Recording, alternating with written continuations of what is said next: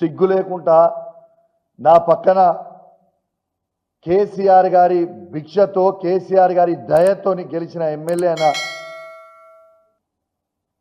Doctor Sanjay Jagtial MLA గారు నా పక్కన కూర్చొని ఉన్నారు. నాతో ఏమంటాడు పక్కన కూర్చొని అంటే, రైతులకు అన్ని గవన్నీ ఎందుకు అడుగుతున్నావు, ఇక మీ బీఆర్ఎస్ పార్టీ సంగతి నేను చెప్తా ఇప్పుడు అని మైక్ తీసుకుంటుండు. ఎస్, నేను ఆయనకు మైక్ ఇచ్చినప్పుడు బాజాప్తు వ్యతిరేకించిన. అసలు ఈయన ఏ పార్టీలో గెలిచిండు, ఏ పార్టీ తరఫున మాట్లాడుతుండు అని నేను అడిగితే, నేను కాంగ్రెస్ పార్టీనే అని చెప్తుండు. నేను ఇవాళ స్పీకర్ గారిని వేదిక మీద నుంచి కోరుతా ఉన్నాను, బహిరంగంగా బీఆర్ఎస్ పార్టీ బీఫామ్ మీద గెలిచి ఇవాళ నేను కాంగ్రెస్ పార్టీలో జాయిన్ అయినా, నేను కాంగ్రెస్ పార్టీ శాసనసభ్యునని సంజయ్ గారు చెప్పారు. వెంటనే సంజయ్ని మీరు డిస్క్వాలిఫై చేయాల్సిన బాధ్యత స్పీకర్ గారి మీద ఉన్నది అని చెప్పి ఈ సందర్భంగా తెలియజేస్తా ఉన్నాను. మీరేదో సంజయ్ గారు మీరేదో తమాషాలు చేస్తామంటే ఇక్కడ చూసుకుంటూ ఊకునేటోడు ఎవడు లేడు. ఖచ్చితంగా బీఆర్ఎస్ పార్టీ బీఫామ్ మీద గెలిచిన వాళ్ళని అడుగున అడ్డుకుంటాం, అడుగున ప్రశ్నిస్తాం. ఇలా ప్రజల పక్షాన ఉండకుండా సిగ్గుశరం లేకుండా ఇలా సంజయ్ గారు పైసల కోసం అమ్ముడు పోయి ఇలా Congress party agenda BRS party B form మీద గెలిచి రేవంత్ రెడ్డి సంకల జొర్రి రేవంత్ రెడ్డి గారు చెప్పినట్టు మాట్లాడతానంటూ ఇలా కొంచెమన్నా సిగ్గు శరము లజ్జ మానం లేదా అని చెప్పి అడుగుతా ఉన్నా నేను ఈ సంజయ్కి. ఇలా బాజాప్తు చెప్తున్నా, ఇలా కేసీఆర్ గారి ప్రభుత్వంలో ఇలా 1,00,000 కోట్ల రూపాయలు డైరెక్ట్గా రైతుకి క్రెడిట్ చేసిన ఏకైక ఈ భారతదేశంలో ఏకైక ముఖ్యమంత్రి ఆనాడు ఉండే ఈనాడు ఉండే కేసీఆర్ గారని చెప్పక తప్పదని చెప్పి ఈ సందర్భంగా తెలియజేస్తా ఉన్నాను. ఏ రాష్ట్రంలో అయినా 1,00,000 కోట్లు డైరెక్ట్గా రైతు అకౌంట్లోకి వేసిర్రా? ఆనాడు నేను ఒక్కటే ప్రశ్న అడుగుతా, సంజయ్ గారు కానీ రేవంత్ రెడ్డి గారు దీనికి జవాబు చెప్పండి. కేసీఆర్ గారు ఉన్నప్పుడు రైతు బంధు ఎట్లా పడుతుంది, ఇవాళ ఎట్లా పడదు? కేసీఆర్ గారు ఉన్నప్పుడు 24 గంటల ఫ్రీ కరెంట్ ఎట్లా వస్తుంది, ఇవాళ ఎట్లా రాదు? కేసీఆర్ గారు ఉన్నప్పుడు దినవారం తిరగక ముందే దురదృష్టవశాత్తు ఎవరైనా రైతు చనిపోతే రైతు బీమా ఆనాడు ఎట్లా పడుతుంది, ఈనాడు ఎట్లా పడదు? ఇవాళ నెలకి టంచనగా ఆనాడు కేసీఆర్ గారు ఉన్నప్పుడు టంచనగా పెన్షన్ టైం మీద ఎట్లా పడుతుంది, ఇవాళ ఎట్లా పడదు? ఆనాడు కేసీఆర్ గారు ఉన్నప్పుడు టైం మీద కళ్యాణ లక్ష్మి ఎట్లా వస్తుంది, ఇవాళ ఎట్లా రాదు? ఇవాళ కేసీఆర్ గారు ఉన్నప్పుడు ఇవాళ కేసీఆర్ కిట్లు ఎట్లు ఇస్తారు, ఇవాళ ఎట్లు ఇయ్యరు? ఆనాడు కేసీఆర్ గారు ఉన్నప్పుడు న్యూట్రిషన్ కిట్లు ఎట్లు ఇచ్చిర్రు, ఇవాళ ఎట్లు ఇయ్యరు? కేసీఆర్ గారు ఉన్నప్పుడు కంటి వెలుగు ఎట్లా నడిచింది, ఇవాళ ఎట్లా బంద్ అవుతాయి? ఇవన్నీ మేము అడుగుతుంటే దీవిట్లకి సమాధానం చెప్పలేక మా మీద దాడులు చేస్తాం, మా మీద కేసులు పెడతాం, మిమ్మల్ని బెదిరిస్తాం అంటే ఇక్కడ భయపడేటోడు ఎవ్వడు లేడు అని చెప్పి కూడా ఈ సందర్భంగా రేవంత్ రెడ్డి గారు చెప్తా ఉన్నాను. నేను మళ్ళీ అదే చెప్తా ఉన్నా, రేవంత్ రెడ్డి అనే ఒక పనికిమాలిన నాయకుడు, పనికిమాలిన ముఖ్యమంత్రి 10 ఏళ్లు తెలంగాణ ఎంత ప్రశాంతంగా, హైదరాబాద్ ఎంత ప్రశాంతంగా ఉందో మీ కళ్ళతో మీరే చూసినారు. అందుకే హైదరాబాద్ ప్రజలు మాకు కడుపు నిండా ఆశీర్వదించి ఒక్క సీటు కూడా కాంగ్రెస్ పార్టీకి ఇవ్వకుండా అఖండమైన తీర్పునిచ్చినారు. ఇవాళ రేవంత్ రెడ్డి బాధ అంతా ఏంటంటే, ఈ హైడ్రా పేరు మీద కూలగొట్టుడు, హైదరాబాద్ లో లేని పంచాయతీలు ఎగేసుడు. ఎందుకంటే ఒక్కటే కారణం, హైదరాబాద్ ప్రజల మీద రేవంత్ రెడ్డి పగబట్టిండు.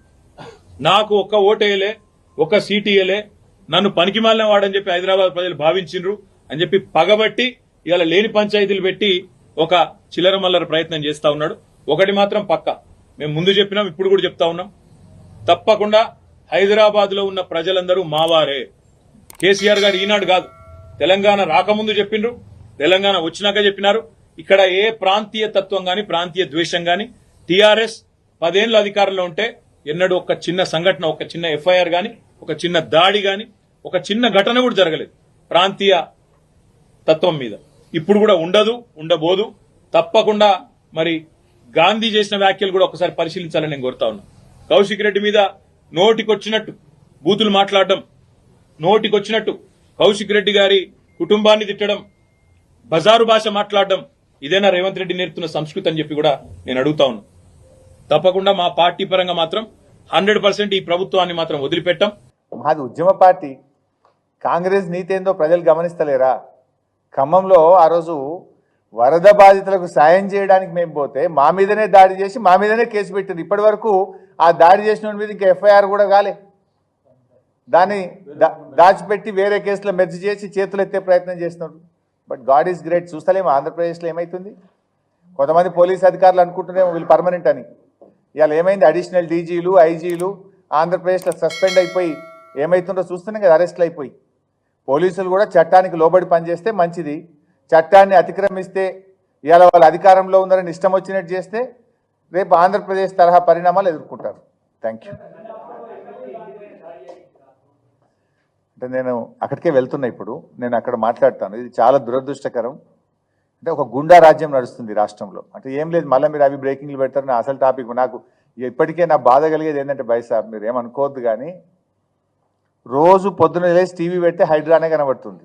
హైడ్రా అనేది ఒక సరే ఆ ఇష్యూని నేను వ్యతిరేకిస్తాను. 5 మందో 10 మందో 2 లక్షల మంది రైతుల పంట పొలాలు ఎండిపోతే ఏ టీవీలో కనబడతలేదు, నాకు ఏ పేపర్లో కనబడతలేదు. ఒక 2 లక్షల మంది చికెన్ గునియా తర్వాత వైరల్ ఫీవర్స్ డెంగ్యూ మలేరియాతో పరేషాన్ అవుతుంటే అది ఎక్కడ ఏ టీవీలో ఏ పేపర్లో కనబడిస్తా. అంటే ఈ ప్రభుత్వ వైఫల్యాలన్నీ డైవర్షన్ చేయడానికి హైడ్రా పేరు మీద ముఖ్యమంత్రి గారు మనందరి అటెన్షన్ డైవర్షన్ చేస్తుండ్రు. మనము ప్రతిపక్షంగా మేము కానీ 4th ఎస్టేట్గా ఉన్నటువంటి మీడియా కానీ లక్షల ఎకరాల్లో పంటలు ఎండుతున్నాయి, దాని మీద మనం ఫోకస్ చేయాలి. లక్షల మంది రైతులు ఈరోజు ఇబ్బందులు పడుతున్నారు. లక్షలాది మంది ప్రజలు జ్వరాలతో ఇబ్బంది పడుతున్నారు. గ్రామాల్లో పారిశుద్ధ్యం లేక ఇబ్బంది పడుతున్నారు. ఎన్నో కొన్ని లక్షల మంది ప్రజల సమస్యలు ఉన్నాయి. ఈరోజు మనం దాని మీద ఫోకస్ చేయాలి. ఇలా గుండాయిజం పెరిగిపోయింది రాష్ట్రంలో. నిన్న కూడా 2 ఇవి జరిగినాయి బైసాబ్, మానభంగాలు జరిగినాయి. ఈ రాష్ట్రంలో అత్యాచారాలు నిత్య కృత్యం అయిపోయినాయి. రేవంత్ రెడ్డి ప్రభుత్వం వచ్చి 9 నెలల నుండి 10వ నెల నడుస్తున్న సందర్భంగా 2000 అత్యాచారాలు జరిగినాయి ఈ రాష్ట్రంలో. నిన్న కూడా 2 అయినాయి. మా దృష్టికి వచ్చినాయి 2 ఉన్నాయి. డీటెయిల్స్ చెప్పమంటే చెప్తా. ఒకటి హైదరాబాద్లో ఉంది, ఇంకోటి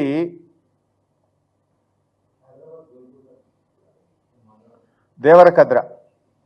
నిన్ననేమో ఒకటి హైదరాబాద్లో ప్రైవేట్ బస్సులో మహిళపై అత్యాచారం, కేపీహెచ్బి కాలనీ, ప్రయాణికురాలిపై బస్ షెల్టర్లో అఘాయిత్యం. పాలమూరు జిల్లాలో బాలికపై అత్యాచారం, దేవరకద్ర. ఇది మా దృష్టికి వచ్చినాయి. ఇంకెన్ని ఉన్నాయి? అసలు లా అండ్ ఆర్డర్ లేదు. ఇలా మా సునీతమ్మ ఇంటి మీద పోయి దాడి చేయడం ఏందండి?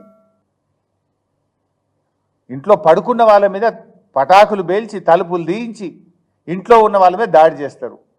కనీసం పోలీస్ పట్టించుకోదు. వీడియోలు ఉన్నాయి, విజువల్స్ ఉన్నాయి. ఆ దాడి చేసిన వాళ్ళ మీద కేసులు నమోదు చేసి వెంటనే అరెస్ట్ చేయాలని చెప్పి నేను డీజీపీ గారిని డిమాండ్ చేస్తున్నాను.